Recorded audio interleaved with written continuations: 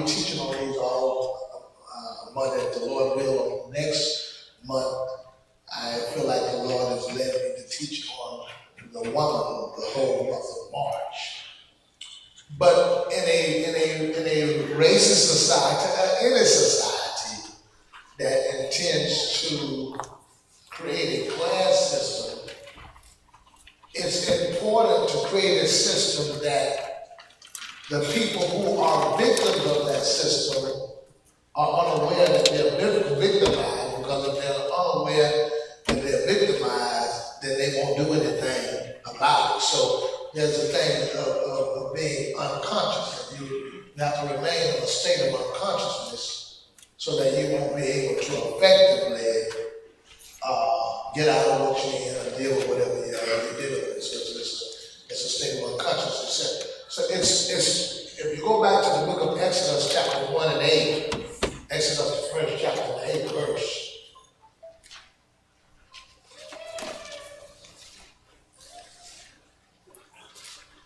All right, Exodus 1 and 8.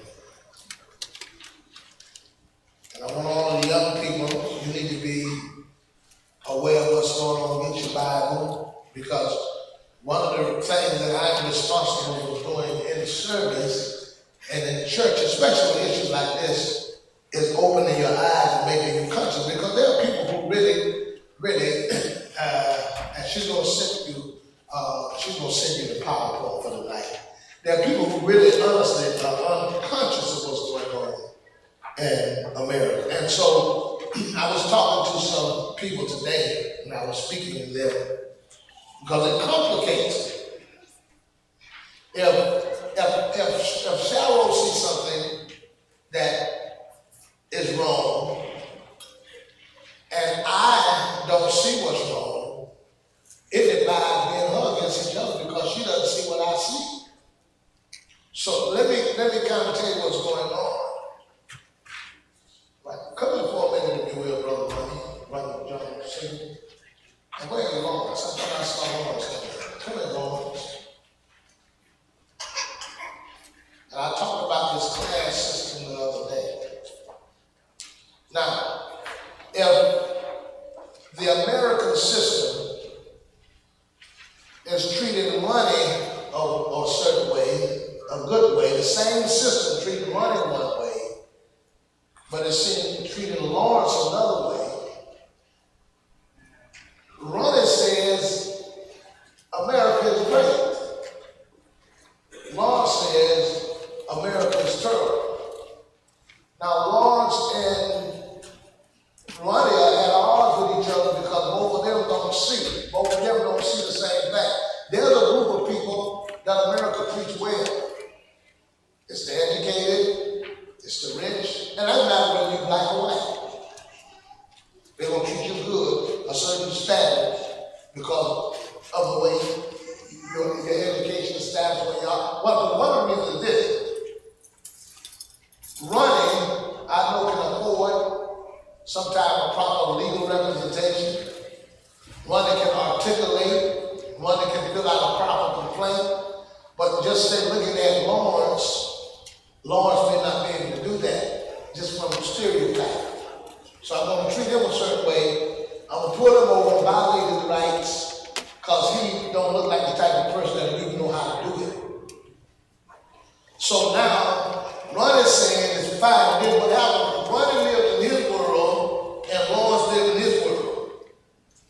The world that I live in America is totally different than the world that Lawrence lived in. So Lawrence is saying, these people in America, this racist system, and then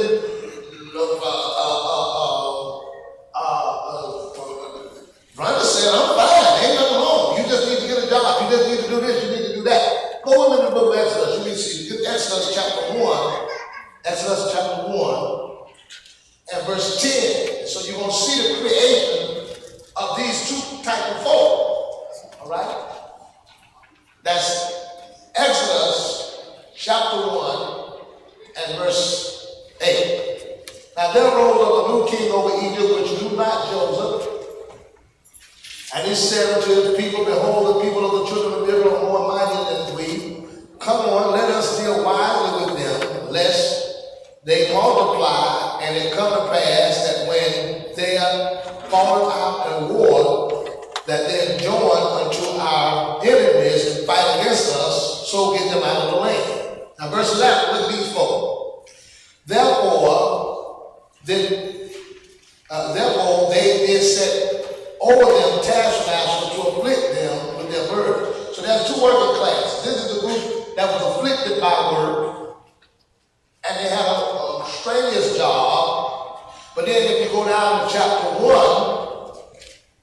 and verse 15, and the king of Egypt spake unto the Hebrew wives, of which the name of one was Shapar, and the name of the other was Pahua. And he said, when ye do the office of a midwife to the Hebrew women, and see them upon the stool, if it be a son, ye shall kill them, but if it be a daughter, then ye shall save her, she shall live. But the midwife feared God, and did not as the king commanded them, but saved to the life. Watch this. And verse number 18. And the king of Egypt called the midwife and said unto them, why have ye done these things? And have ye saved the men alive? And the midwife said to Pharaoh, because the Hebrew women are not as the Egyptian women, for they are alive and deliver ear, and the midwives come to it. Therefore, God dealt well with the midwives, and the people multiplied, and waxed very mighty. So these are Hebrew midwives. Look at verse 15. And the king of Egypt spake to the Hebrew midwives. Now watch. You got the Hebrew midwives, and Pharaoh hates all of them. But he's developed a relationship with the Hebrew midwives because he wants them to be a part of destroying the other ones. So you got one man who honestly hates the whole group, but there's a working class of people that he wants on his side. That's the same thing in America today. So you guys that are in education, like school teachers, you guys that are in the medical field, and they got degrees, you have to be careful because you are the prime target of who the system wants to use to afflict the other ones. Now listen to this way though. You got two groups of people. He hates all of them. He hates both. Listen, he wants to get Lord, but he got to have a relationship with somebody. Now you know what we call those? They call them Uncle Toms and Thomasines. And that's just a fact. Let's go back and read it again. I want you to watch it so you'll see, because this is stuff that you're not conscious of. And you don't know sometimes when people are trying to make you one and trying to create it, and you don't really know that you're trying to create it. So now the system is hid. It's hid. And I'm going to tell you why it's hid. It's hid because if Sister Kathy came in the night and Sister Kathy said something racist, and she said, I can't stand, if she came in with something, I have a sister in Jessup, Sister Mindy, not Sister Mindy, Sister, what is her name? Not Mindy, not Sister Cook, Sister Mindy, Sister Mindy are good friends, but she's a white sister. I was teaching about the word nigger. And so she went to work and she told everybody, she said, my pastor said that the word nigger ain't no bad word. And so she said, nigger. And she said, everybody look at her, wait, come here. You can't use it. Y'all done use it too much. Y'all done abuse it. So even though it's right, I think Sister Catherine know that. Sister Catherine ain't gonna walk in the church and say, thank God for my nigger saints. She got enough wisdom, she understands. You follow what I'm saying. But sister, oh Lord, she gonna get me because I forgot her name. I hope somebody get it for me. And she loved me. She come every time after church, she come up and hug me. But anyway, the fact is that there's a system though that's good to a certain type of black person. They're good, but it's needed. And the reason it's needed is because it would be obvious that if Sister Kathy was racist. That's why when you see something go bad like in a system, the next person they put up, when it's, especially when it's race, they put a black person or a minority right in. Right in the city of Lakeland, where this young man got shot, the chief resigned, the next person they put up is a Garcia. I'm going to make sure I put a minority in there because it covers now whatever the image is of that place. Once I put that black person or that minority person in place, when everybody look at it, they say, oh, well, they can't be racist because they got a black chief. Watch. You'll notice this. You're sitting in your office, something goes bad out front, and there's a black person out there that's really showing out because they're being treated wrong or they feel like they're being treated wrong. All your supervisors are white. And they say, Cheryl, come out here with me. I want you to help me handle something. That's part of that racist system. Because now they want to bring Sister Cheryl because they want that black face and they want to tell her to do the work. Listen, if you're not a supervisor, don't you find nobody black. Because once you get through finding black, you're going right back to your position. So don't allow them to use you to do the fine. If they're the supervisor and somebody come in there black showing out, don't let them tell you to go out there and handle it. Say, listen, y'all handle it. Y'all stir it up. Don't call me like you don't, like you can't speak. No. Y'all remember when I went to Pope and they did the tea, and I went to Pope. Some of y'all were there and showed up. And I said I wanted to see that officer who went and did all that to the tea. They got a black man and promoted him on the spot. We was waiting 30 minutes, waiting on him, because I wasn't going nowhere. I came to serving papers to let him know they finna be sued. So they waiting and waiting and waiting and waiting. Black guy, we saw him. I didn't know what was going on. I said, well, they finna get him to come watch. They gonna get him. That's what I said. But I didn't know what they did. They brought him out from outside, inside, promoted him. He said, what was taking me so long? I just got promoted to supervisor. Right. They promoted him to supervisor and sent him out there so he could deal with me. I was his first task. So go back to Exodus chapter 1 and 8. Now, you don't see this. You don't see it. You don't see it. I was also, when I was dealing with the Pope, the president of the college was white. I think it's Jill. I had a meeting with them, but they had Val over the diversities. That's right, Sister Faye. That's her, Sister Faye. So Val was over the diversities. And what happens is when you put people over the diversity issues, there's a certain type of person that can fit the system and they know they're not going to rock the boat. Now, they ain't going to put me over no diversity. I'm not going to qualify.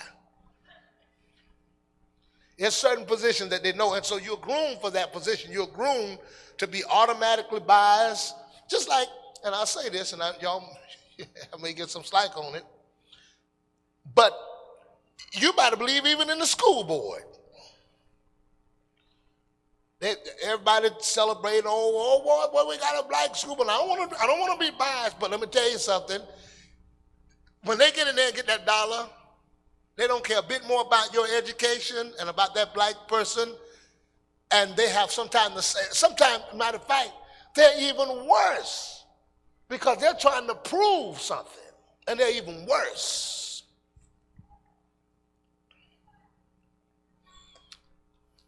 Now, I know that most of y'all, you're just crazy about Obama and you love him. But he hasn't done as much But black folk, and I know y'all say he's black, but there's some things he hadn't really addressed because it's called the institutionalized person. And once you get into a particular place, you become institutionalized, and you really kind of forget where you are and who you are. Not that you should do any favors now for anybody because of their color, but you also shouldn't become discriminatory yourself. And so Pharaoh tried to groom a certain people. Watch this. Look at Exodus chapter 1. Now there rose up a new king over Egypt, which knew not Joseph. And he said unto his people, behold, the people of the children of Israel are more mighty than us. Come now, let us deal wise with them, lest they multiply, and come to pass that when they're fallen out of war, they join also with our enemies. Now look. Verse 15, and the king of Egypt spake unto the Hebrew midwives, of which the name of one was what? Read it. Y'all got it? And the name of the other was what?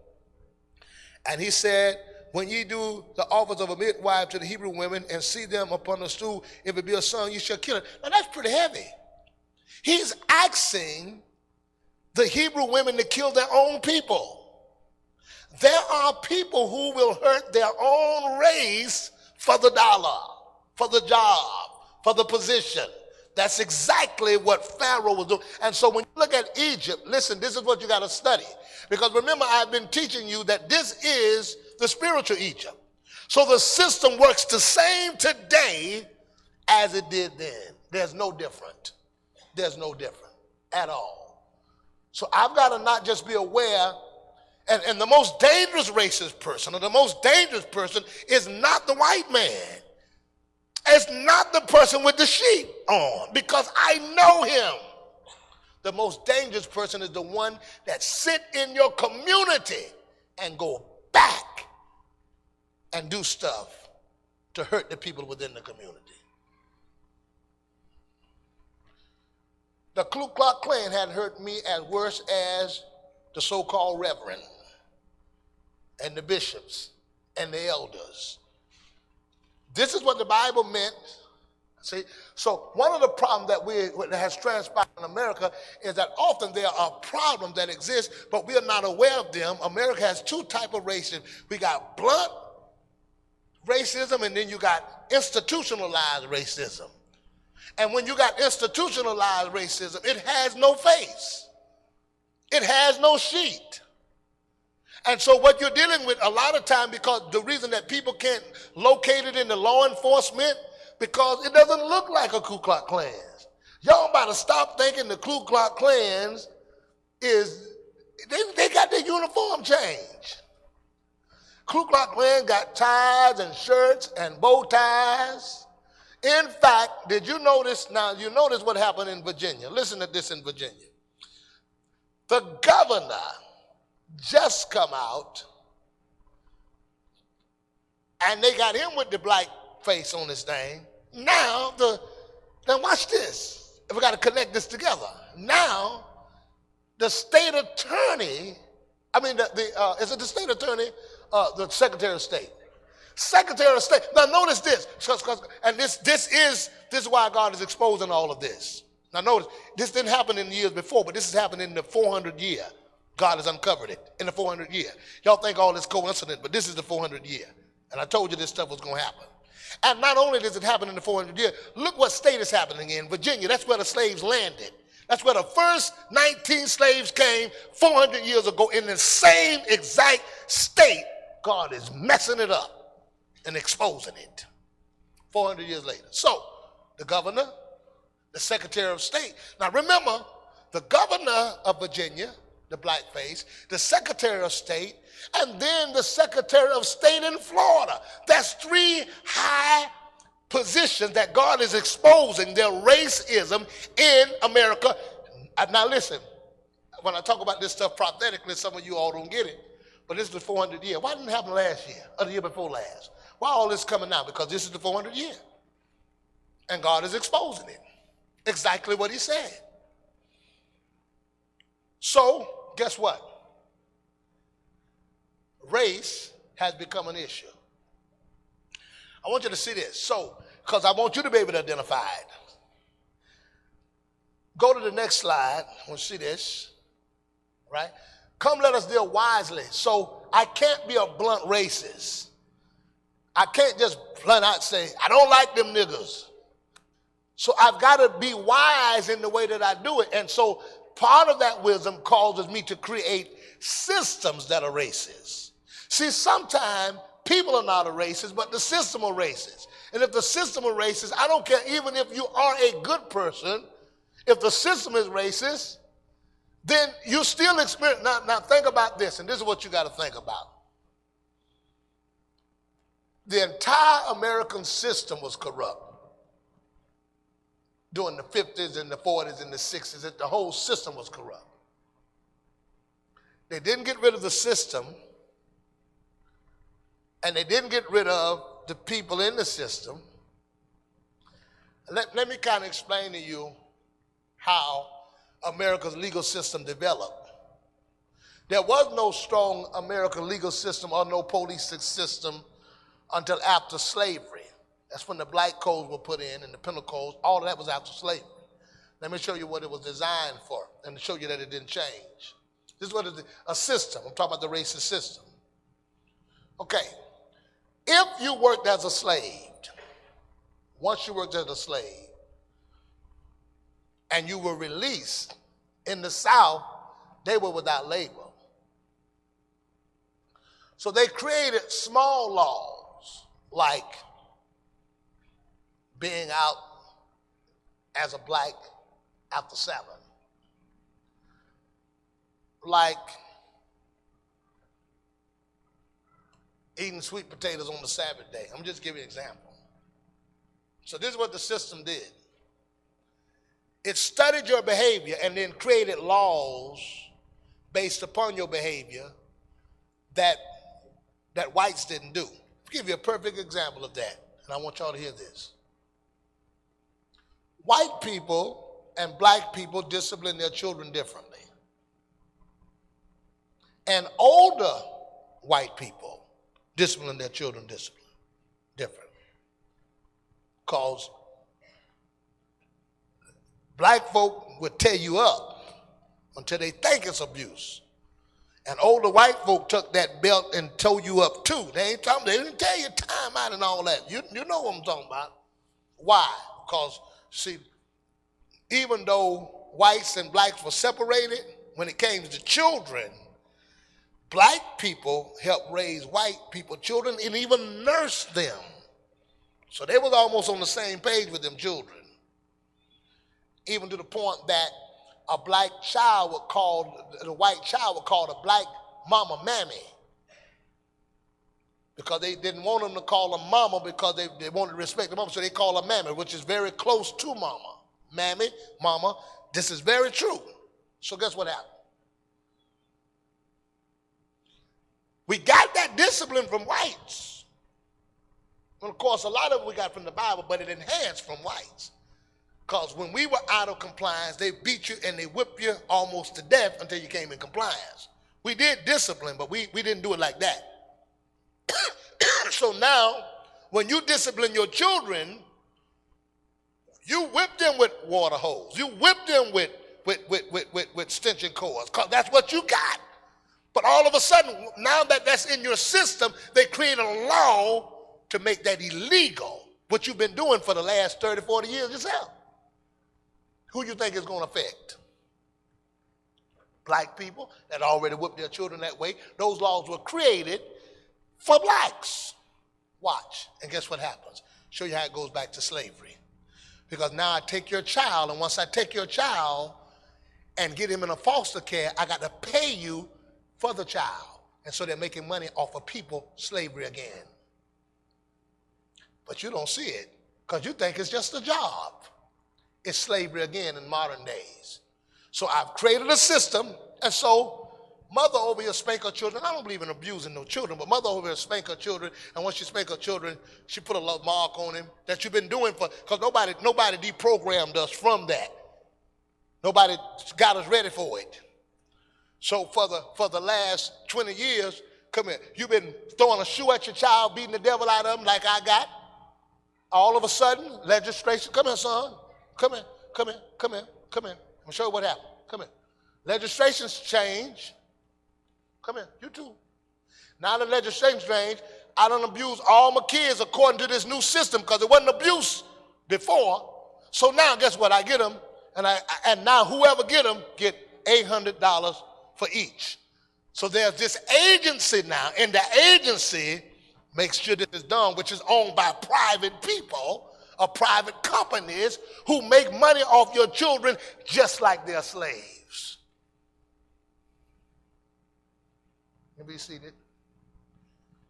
But we don't see it because we say they abused them. But you don't see how that came into play to take them and make money off of them. Then on the other hand, same thing. Watch. So you ain't getting it. But you don't see it because it's in the form of a job. But it's not in the form of slavery, but it's still slavery. Now I take them to school.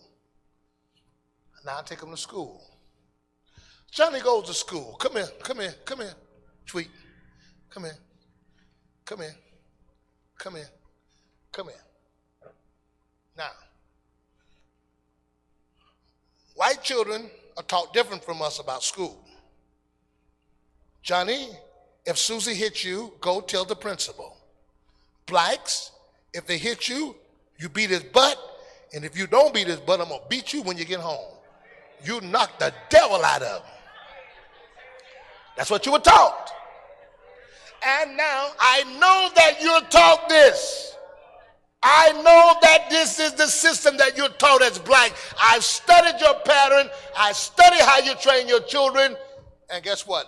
I'm going to create a law that says even if you hit me, if you hit them back, both of you getting suspended and somebody going to jail. So guess what? These kids have been taught their life has been passed on from generation to generation to fight. If you hit me, I ain't going to bother, but you hit me, I got to hit you back. And guess what happened? We take them, put them in juvenile. Got to stay there. Now I got to pay the juvenile system for keeping them. Slavery. You call them resource officers. They're slave traders. You call them, children and families, when they get them and put them in that system, it's another type of slavery. Money being made. Now, there are people that are abused, and there are people that probably need to go to jail. But the system is created to get money. Not only that, diagnose you with insanities, and the doctors make money off of the pills, the whole system. People making all kind of money off of us. You're still slaves. They're still making money. Labelize is crazy. Get your kids in school. So you're still being sold. You're still being sold. And I tell you, we wake up and see what this system really is and see it for what it is and not see it as a job because it's hiding behind all this other stuff. Hope y'all getting it. Hope it's making sense. Yes, ma'am.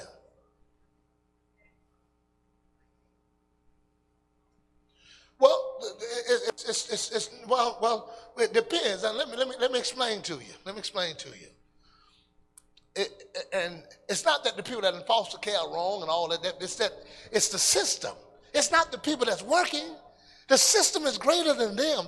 They're slaves too because they're making somebody money. All of these little government systems that operate are usually operate by black people. Most of them. But then over them are other people who are making the money. It's a big monopoly. The prison systems, all of it. Guess what? Let me give you this. Watch this. Prison systems are privatized, which means the state can build a prison facility that they own, but they hire a company to take care of it. So the company that they hire to oversee it makes money. So watch this. Let's get this. The state builds a prison, and some of the judges have stock in them. The state builds a prison. I create a system that's called Florida Security. That's owned by 5 white businessmen, and they operate the facility and are making the money for operating it. Now watch how this works. So, come here, Lawrence, Gerard, Dana. Come here, Leo. So, all these guys are in prison, right? And we're getting money for them in the prison. That money ain't going to the state. The one that oversees the prison getting money for it. Then when they get to a certain place, we say we want to get out early. So I got a white friend of mine who's a buddy of mine. He's in the club. We're going to make a deal with the local farmer that we'll let you work for him for $2 an hour, and the rest of it is your time to get off. And he's making money over here because you doing $2 an hour for labor. So he's getting 2 hours of slave work again. Back to slavery. Back to slavery. Look how they're making the money out of it. The guy that got you working in the field for $2 an hour, he making money. The person that got you in the prison, he making money. Still slavery. Look at all these other forms of slavery that you didn't even look at. You can be seated. Let us deal wisely. Let us deal wisely. Go with me to the book of Exodus, chapter 1. I want to open your eyes. 1 and 8. Now there rose up a new king over Egypt, which knew not Joseph, and he said unto his people, behold, the people of the children of Israel are more mighty than we. Come on, let us deal wisely with them. Let's deal wise. So this is it's a system. So give me quickly the book of Exodus, chapter 1 and 11. What did he create? A system. A system. A system. So guess what? If I'm so busy looking at the white man that I feel, or the Ku Klux Klan that I feel is racist, I'm so focused on him. If you kill every Ku Klux Klan and every racist person in America, you still wouldn't be able to survive as a black person successfully, because the system is against you. And until the system is changed,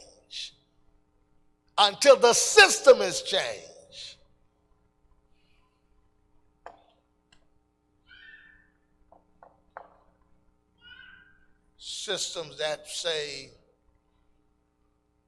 you can work here, but you can't have dreads.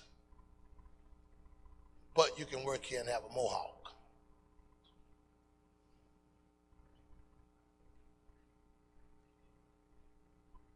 See, people can eliminate you by your style. There are cultures that you can study. I can study some cultures right now, and I can create laws based upon the culture of those people that they can't change, because it's your culture. It's your culture. Get me the book of Exodus chapter 1, 15. 1 and 11. 1 and 11. Therefore did they set over them taskmasters to afflict them with their burdens, and they built for Pharaoh treasure cities. So there was a system that he created. All right, go to the next slide. Institutional racism. It uses black people, policy, and black leadership. That's institutional. That's what it uses. Black people, policies, leadership. Now, that's not blunt racism. That's institutional. So most of y'all don't know how to be aware of that. So this is what you got to be aware of. You got to be aware of the black people. See, because you're over there watching, but you got binoculars on watching for the Ku Klux Klan. And you don't know it's your next door neighbor. You're over there watching for the Ku Klux Klan, and you don't know it's the people that sit right up there in church with you and say hallelujah. You're looking for somebody white, and it's somebody just as black as you. And so we're being hurt. We're being hurt more by the institution, which is the black people, the policies, and the leadership. Now, some of them got mad because I called the NAACPI, and some of them got mad because I called that ministerial council over there out. But I mean, somebody said, well, they ain't going to work with you. They ain't working with you anyway. What they doing, they're working against anyway. They're going up there having a private meeting with the police department beforehand, so I ain't got nothing to lose. Now, everybody in the NAACP is not like that. Everybody in the ministerial conference is not like that. But I think I kind of showed Minister Tylex. Go to my Facebook page.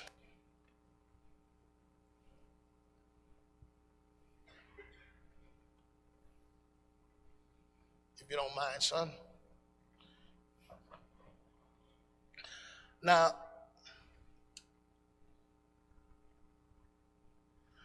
all right, one of y'all cut that on for brother, okay. Come, somebody help him. Vlad, you come on help him. You wouldn't help Christine the other night. Come on help us. Thought I forgot about that, didn't you? Come on. Wasn't that Vlad wouldn't help Christine? Where Christine at? Forgive him, Christine. That was Vlad. And Ronnie talking about Vlad. You just make sure you get these mics right tonight. You leave Vlad alone. You're doing good tonight. It's all right to laugh, right? Yeah, Ronnie been on it today, though. He having a good day. Ronnie just pull up some stuff I needed. Okay. All right. So I'll go over that. But go with me quickly to the book while we're doing that. Go with me quickly to the book of Matthew chapter 7 and 15. Matthew 7 and 15. Now, I'm not against these people, but I think you have to point them out because I feel like if we don't point them out and point the system out, then people are left vulnerable to something that's against them. So I think that becomes the problem. And everybody want to kind of hush up and say, this all right, don't bother. But you need to expose it because look what the Bible says in the book of Matthew chapter 7 and 15. Matthew 7 and 15. Now, I want you to watch this real good. 7 and 15, let's read it on the count of 3. 1, 2, 3. Be aware of what? That come to you in what? Sheep clothing. But inwardly, now inwardly they're waving wood. Now watch this. Beware of false prophets which come to you in sheep clothing. Now he went for something. He went to something. He's a false prophet, but he's in sheep clothing. That's two things I want you to see. So he's a prophet. A prophet should be over the sheep. But the prophet has put himself down to play like a sheep. He's a prophet, so he doesn't look like the prophet. He looks like a sheep, but he's in wolf clothing. So God is identifying, one, he's a preacher. Two, but he's a preacher that got on sheep clothes, but he has a wolf mentality. And what a wolf eats sheep. They have an appetite for the sheep. So what we have today, and this is what you got to recognize. Now this is talking about hurting the people, hurting the flocks, hurting their own people. He's got on sheep clothes. So sheep will think that they're sheep. And the average person right here in Polk County would think that all of the preachers are for the success and the prevailing of the black people, and they're not. Your daddy learned it. He learned it way back then.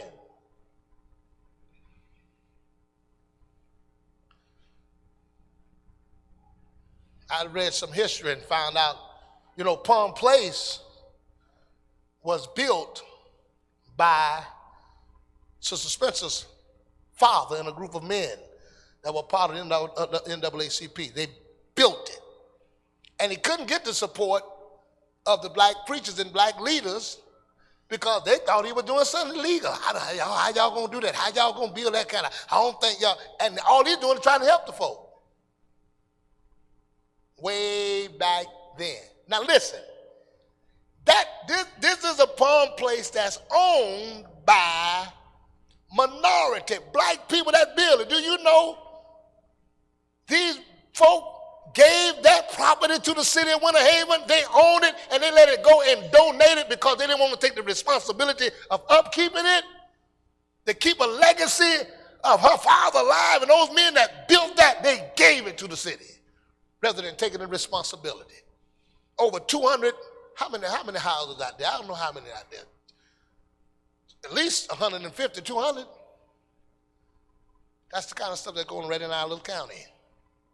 And you never know about it. And you got people on the other side influence it to happen. Oh, come on. Give you $10,000, $20,000, just come on, sell it on over, give it on over. Not knowing in the long run.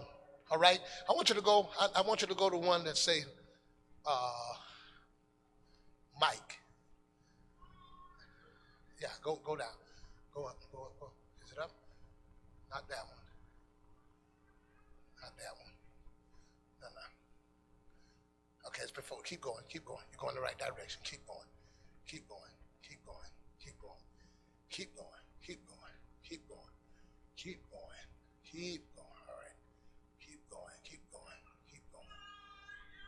All right, keep going. Not that one. Oh, yeah, Mike, take that one there. We got it up? All right, go up. All right. Turn up a little bit. Got it over here, Vlad?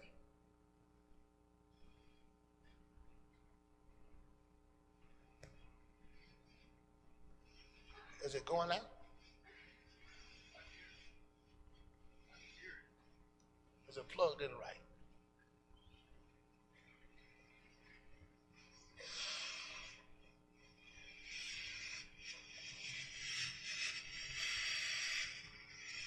Cut it back off. No, I meant that. Cut it back off.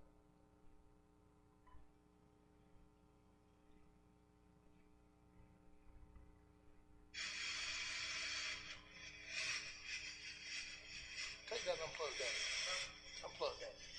Unplug that. The sound come out of here.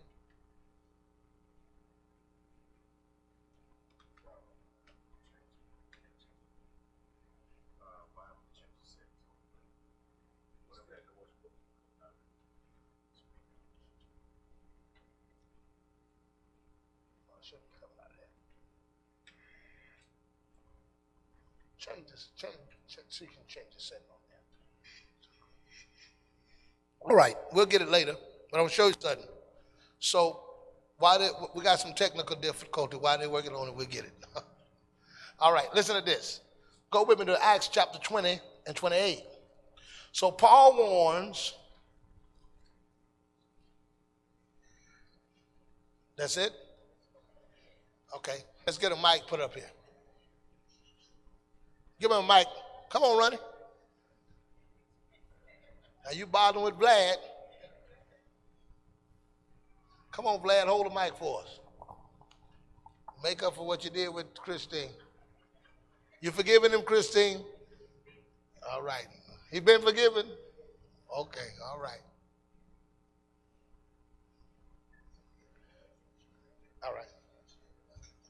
All right, rewind it. A concept when they hear it. So this is the first thing I'm going to show. Okay, rewind it. And then I'm going to talk about rewind what really happened. Just start over.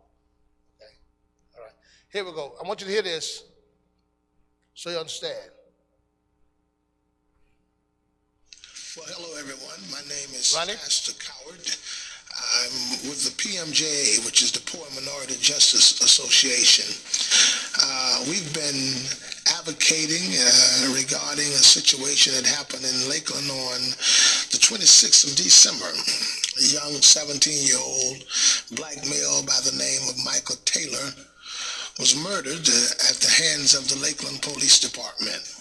I want to talk about this incident and show you exactly how these issues typically happen in America. And there have been young people that have been killed every day at the hands of the police department. I certainly believe what has happened in our day and time, and we're seeing it.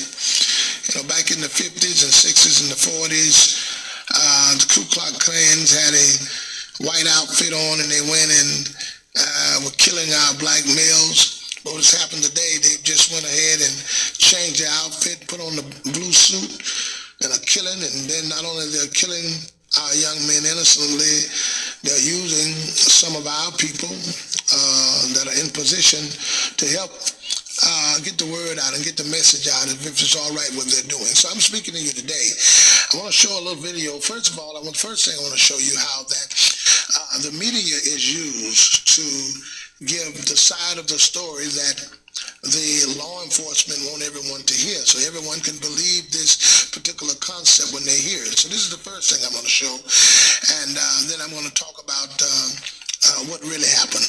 Okay, so first I'm going to show this video, and I hope you can be able to relate to what's going on. Memorial Boulevard, you can see a much quieter scene here tonight.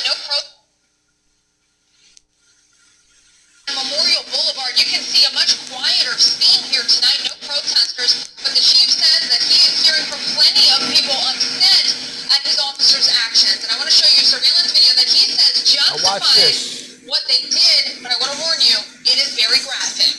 All he had to do was turn the car off and give up. Instead, as officers approached a stolen black Camaro with guns drawn, they say the driver, 17-year-old Michael Taylor, hit the gas and nearly hit one of their officers. 3 officers fired into the car in the Salem's parking lot.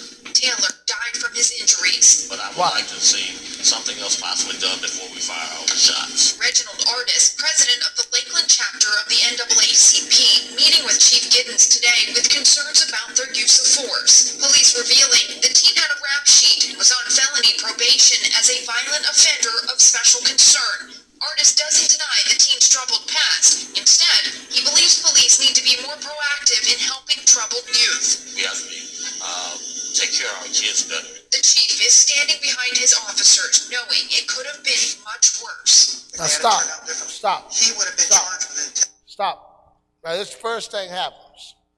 If I shoot, get it. So I shoot a black young man, call the NAACP behind the scene, show you the video, and you come out and you don't say nothing against it, that gives everybody the impression, well, it must have been okay because they saw the video. It's good. That calms everybody down. Now, they didn't show them all the video. I'll mind you that. And this is not about the video. This is about the system. I want you to see the system. So, now, what does a police shooting somebody got to do with a ministerial allowance? Or what does it have to do with the NAACP? Nothing. It's to calm the people down. It's for they can have that black face to say it's okay. Because we've been talking to the police, and if it's a problem, I'm sure that y'all gonna stand up and tell them it's wrong. That's the problem. I become a problem because I won't say what they want me to say to calm everybody down. So I'm a problem because I'm telling everybody it's not calm. It's not okay. They're killers and murderers. What does the NAACP have to do with you shooting somebody? Their position is to keep everybody calm. Watch. Listen to this. Play it. Listen to this good. The murder of a police officer for his actions. That officer was placed in grave danger. We've learned the 3 officers involved are on paid leave for 4 days. They will then have to undergo a psychological evaluation before returning to duty. In Polk County, Melissa Marino, News Channel 8. Now, all of this sounds good, and it sounds like it is. Sound like it is exactly what happened. And when Now, you hear stop a minute. Let me ask you a question. Stop a minute. Now, we have whites that are killed every day. We have Hispanics that are killed every day. And many of them killed wrong too. But you never see a white priest that comes out and say, I want you all to know, they never call a white priest. They never call a Mexican priest. But they make sure they get that black preacher because he's another slave master. Keep the slaves in check. Why? What you tell me what white person has gotten killed, what Mexican got killed, and you go and get the preacher to go tell everybody, oh, it's fine. No, they don't do it. Because the system has black people trained to oppress and defend for the one that's killing. Keep playing. Watch. You're thinking this is true. I mean, you even have the NAACP who's actually talking, and they're not opposing what transpired. telling us that we need to be more proactive with our youth and those particular things there. And then we have other ministers. I'm going to play this video here. We have other ministers who are coming out the same way. And so this is what happens.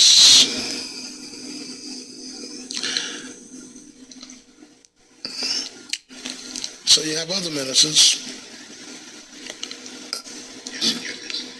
The Ministerial Allowance of Polk County.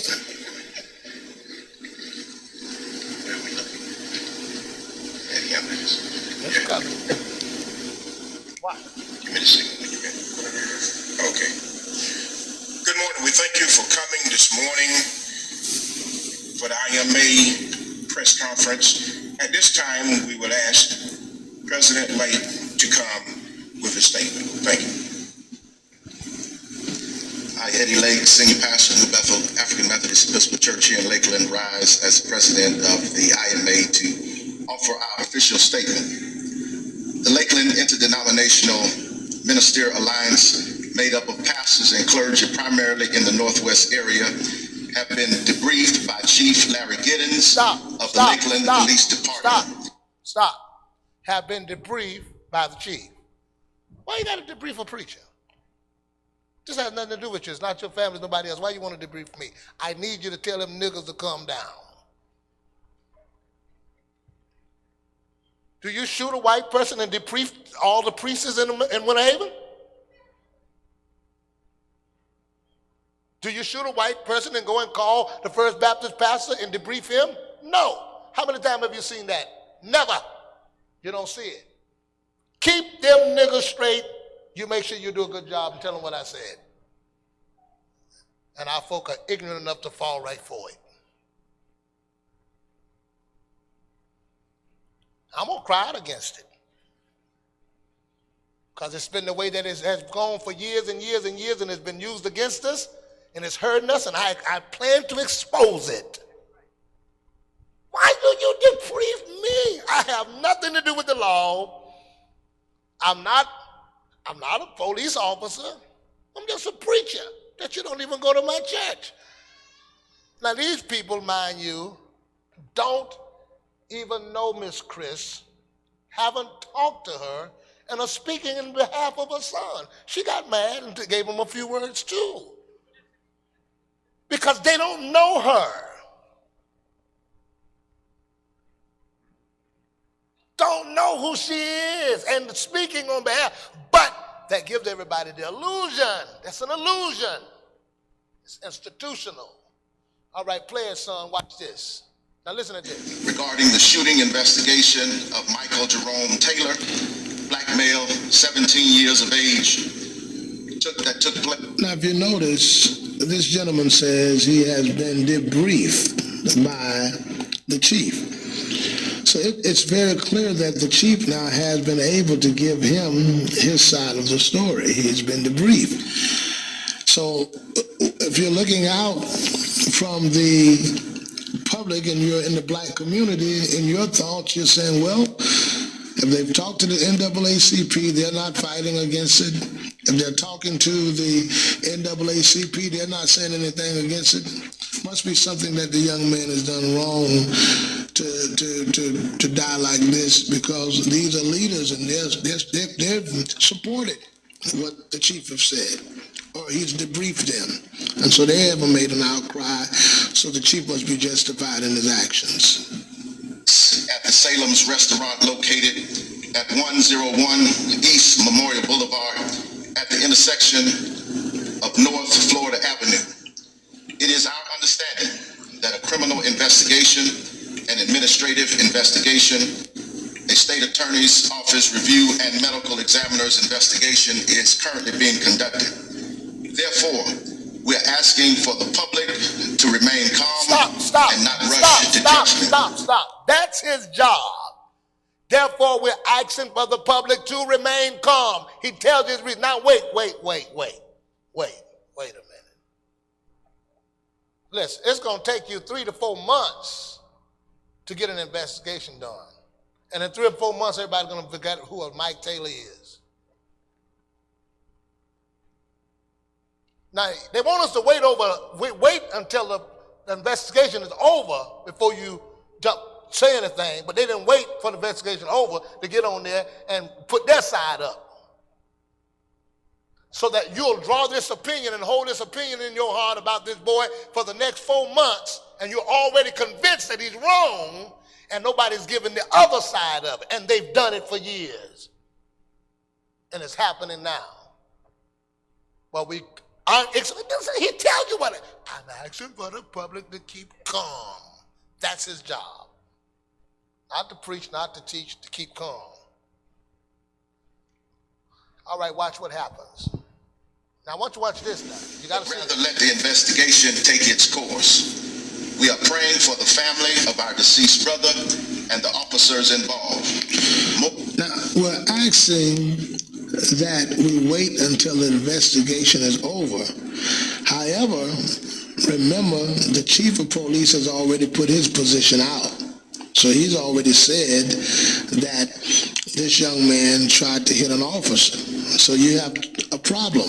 You have the chief of police who puts his side out. We have the NAACP who they've asked to come out and speak on their behalf to calm everybody down. And the ministers were saying, let's let the investigation do its course. But remember, the chief has already put his position out. So what does that do? The white community hears the news and they say, well, they were justified in shooting. Now let me tell you. The black let me tell y'all community hears the something. news. Stop a minute. Stop. There are many white people that will help us in this fight. They will. They helped in Martin Luther King's day. They'll help now. But when you see black people telling everybody it's all right, a white man looking on the outside saying, oh, they say that's fine then. I mean, there's no problem. Because there are white people that don't like racism. And what happened if you get a black man that exposes it and say, hey, this is where it is. Now, that's why they tell everybody when they hear me, they want to tell that white folk, I'm radical. Be careful. He don't like white people. Or all this kind of stupid stuff there because they don't want me to get to the right white person. Because if the right person get it, they're going to, that's why my relationship with Joe, they look at that because, see, that's the right white one. See, because he understands and he sees. So when they see that, so listen, segregation and keeping whites and black together, because let me tell you, there's a voice in the black community, there's a voice in the white community. And if that voice ever get to the white community, there's something different going to happen. Because, see, I may shake up this community, but they'll shake up that community. So they make sure they keep the right white person from around the right black person. So who they get connected? They get the little dainty, I'm all right, give her a $60,000, $70,000 job. And she'll come in, 195. Things are good, looking good. Oh, they ain't killed a nigga in 20 years. They ain't gonna get no regular ones that come say, hey, you know what? Y'all need to stop killing our vote. Listen, I got to get this. I want you to hear this prayer. Go ahead, put it on up. Says, okay, it's fine, because the NAACP hasn't said anything against it. Neither has the ministers. They say wait until an investigation is over. But however, the chief has debriefed them, so if he's debriefed them, it must be fine, all right? Over. Lakeland is a stronger community together, and we will not allow outside influences to create unnecessary evil in our city and our community. Therefore, we ask that any persons... Now, we're not going to allow outside influences to come in. All right, we can go off now. Go to the book of Matthew, chapter 11 and 8. Now, you know who those outside agitators were.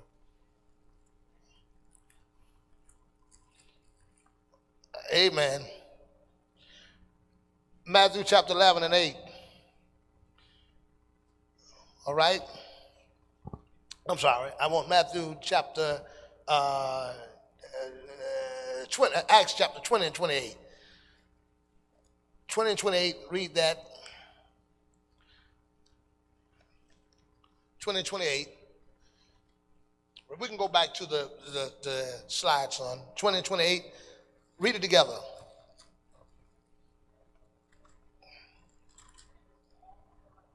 Which the Holy Ghost hath made you overflow to feed the church of God, which has purchased with his own blood. For I know this, that after my departure shall grievous wolves enter in among the sheep, not sparing the flock, and also of yourselves shall men arise. So that's the obvious wolf coming in, and then it's the men that are inside as well. So what we're dealing with today, and I think what has happened with us, we have always had a mentality to fight against the racism outside. But we have not been taught to fight against the institutional racism that's inside through the systems that are created. And so now what we're doing, we're suffering from racism and don't know where it comes from. There's no more Ku Klux Klan outside our door. There's nobody burning any torches, but we're still in the same condition because we're fighting a different fight and it's switched up. It's in our own churches. It's in our own pulpits. It's in our own agencies.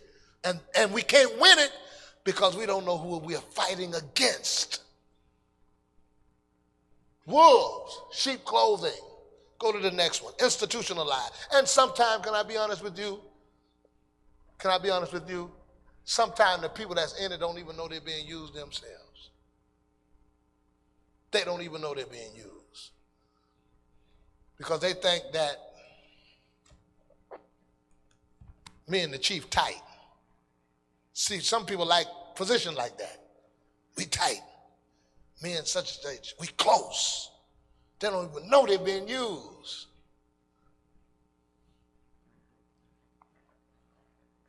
I had a guy came to me one time. He came to see me. We were sitting in my office. We were talking. We was having a conversation. He asked me a different question. He said, Cowart. I said, yeah. He said, you know there's something here to get information, right? What you want me to tell them? An officer.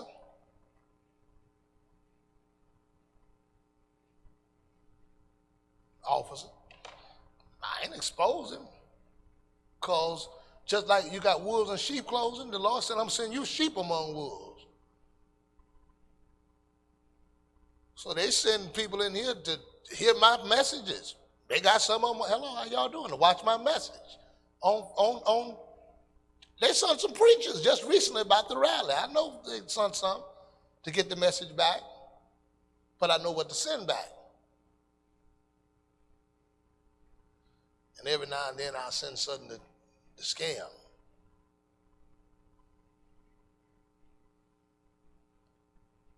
Get them shook up. Every now and then I may be sitting in my seat and I'll open up something that got one of the big time preachers' number in there. So man, we need you on, man, hold on, brother. Hey, we may need y'all to come down there for that march. All right, you tell such and such, and they listen. I know they're listening. I got the ear. It go right back. And then I wait a few more minutes, and when I wait a few minutes, and I watch the response, I say, that's one of them that done went down there and let them know. But sometimes you use and don't even know you use. People just start asking questions. You don't know why they ask questions. That's why you better be careful. Where your pastor is today? He over in Chattahoochee. Oh, good. Well, he ain't here today. Let's go by there. Let's see what's what. So you be careful. Amen. Y'all watching? Look at this. Go to Matthew chapter 24 and 31. 24 and 31. All right. One of the problems that people have today is that wolves look like sheep. It's not talking about a person, but a nation. The Bible, when you go to the book of Matthew 24 and 31, you're not just talking about so KKK, the wolf. Now, I'm not saying all police. I said police, I mean the corrupt police. Not all, because we need them. Don't get rid of all the police. I need somebody. So I can't shoot. Somebody got to shoot.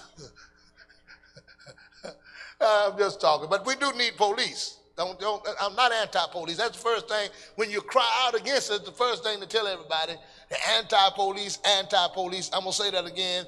I'm not an anti-police. I'm anti-corrupt police. And even some of the good police are corrupt because they're in a system that's corrupt and they don't know how to do it.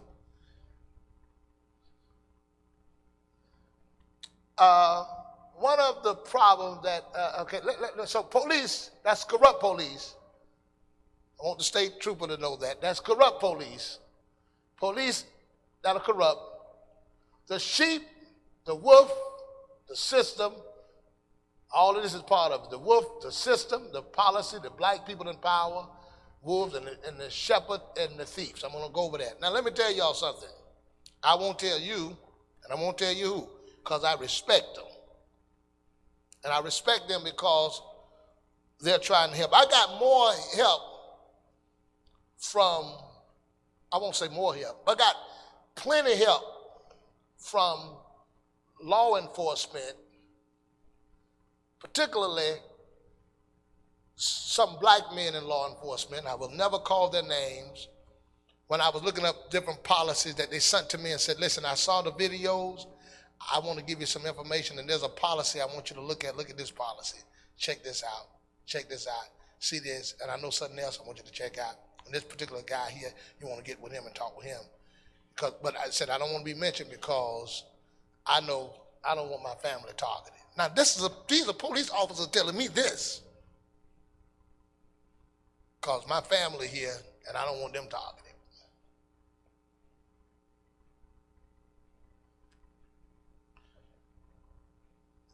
Now, if you know how it works from within, and that it works like that from within, certainly.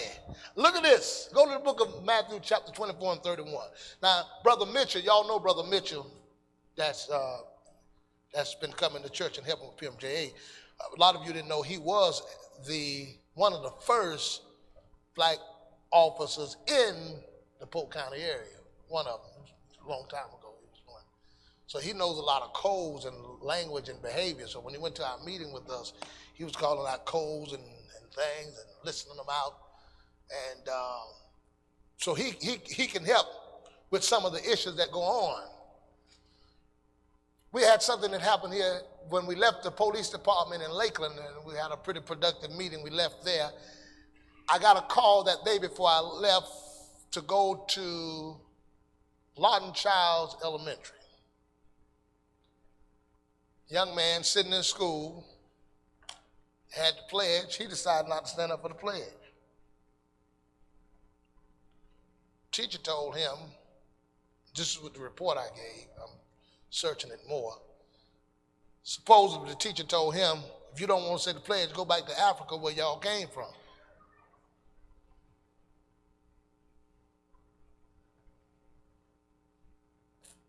And, you know, I'm glad I ain't 11. Because I was kind of wild when I was 11. I said, well, yeah, come on this ship. Let me drop you off to England while we ride. But, so, the officer came and approached the young man. The young man got loud. And they put a charge on him for disturbing whatever, the school. Then the guy said, he told him to come in, didn't come, and said resisting without violence, or something they said. I don't know the whole detail, but the problem is, and that's just something that you can throw on anybody. You don't move as fast as they want you to move. All these are systems. But I want you to get this. 25 and 31, listen what it said. And he said, and he shall send his angels. Let me go down. I want to get 24, 25. That should be 25. So, Sharon, I'm working on you here. 25 and 31. Either it's my writing or your eyes, one of them. We'll find out. We're going to find out tonight. All right. What page we on? All right, 25 and 31. Y'all read that together for me. 25 and 31.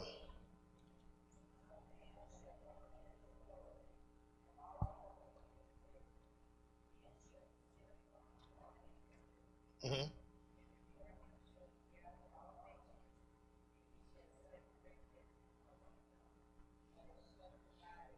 So what has he got together here? Nations. So the sheep and the goat are not talking about particularly people in this instance. There are sheep nations and goat nations.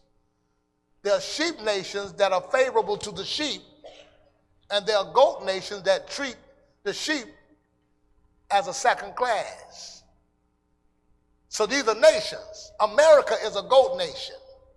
That's why it has the Muslims, not the Muslims, the Masons. It's a goat nation, riding the goat. So he's going to separate them based upon their sheep character or their goat character. America is a goat nation, so it favors the goat, and the Bible called us the sheep of his pasture, so the sheep are second class. So he's going to separate the sheep from the goat. Y'all follow me? I want you to see something. It's a goat nation. I mean, it's this whole system is the Masonic system. Riding the goat, all of that. This is a goat nation. Get me the book of quickly, and I'm going to rush along here. Give me Luke chapter 10 and 1. I took a little time with the video. I want you to get this Luke 10 and 1. Listen to this. 10 and 3. Let's expedite time. Get 10 and 3. Go your way. Behold, I send you forth as lambs among what? Lambs among what? Wolves. Lambs among wolves. A lamb will never survive among a wolf. So there's a strategy that we have to have too. So there are people who come in the midst of the sheepfold that are dressed like sheep. But we got to have a strategy too. Because if a sheep go among wolves like sheep, they'll eat him. So every now and then a sheep got to go in there and look like a wolf with the wolves. But he just can't forget he's a sheep when he get there. So what happened, we go among the wolves, looking like a wolf, staying in there. And when we get in there, that wolf food gets so good, we say, woof. You forget your lamb. Y'all heard about the black man that infiltrated the Ku Klux Klan? That was a sheep in the midst of wolves. Next, go to the next one. I wouldn't have made it. They'd have looked at me, saw my hand, and say, hey, wait a minute. Something wrong. Wolves are people who destroy the sheep and are not feeding the sheep. Listen to this. Give me quickly Jeremiah chapter 2 and 6. Jeremiah 2 and 6. God's whole message, I won't be able to get all this today, but Jeremiah 2 and 6, listen at this.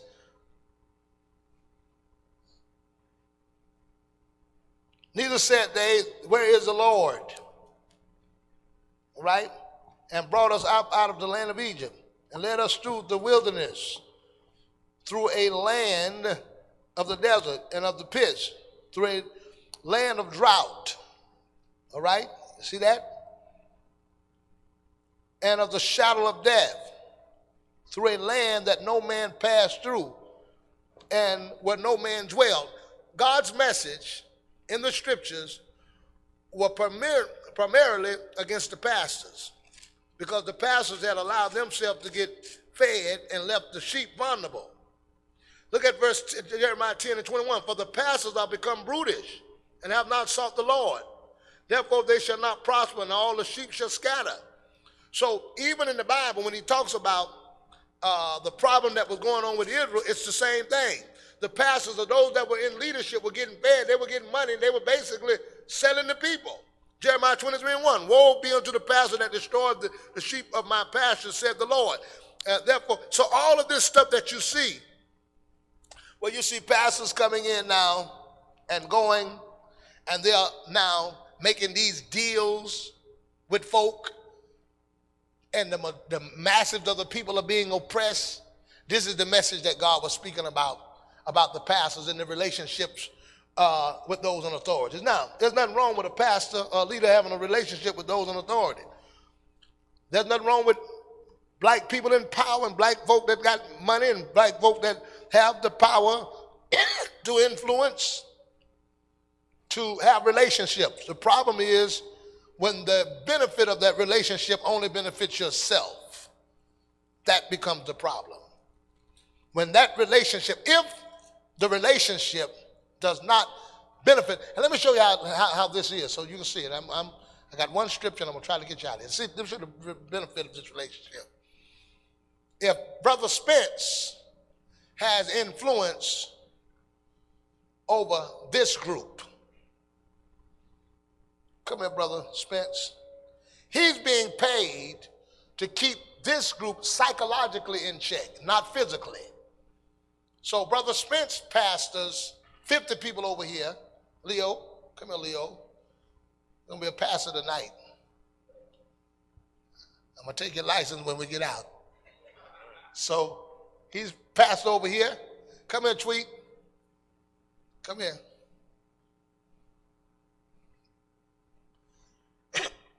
Pastoring with flip-flops tonight. Pastor Flip-Flop Tweet. So he's pastoring. So guess what? This is how it works. As you lead a certain amount of people, you got a certain amount of influence over them.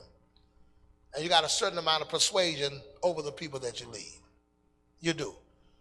They hear certain things and they're influenced by the things that you say. So, Brother Spence, guess what? I'm going to come to your anniversary. I'm going to drop about $500 down there. I'm going to say good things about you and say, oh, that Spence is a good guy. Now, all your job is to do to keep your congregation in check. I'm going to give Leo a little curry goat and some plantains and some ackee.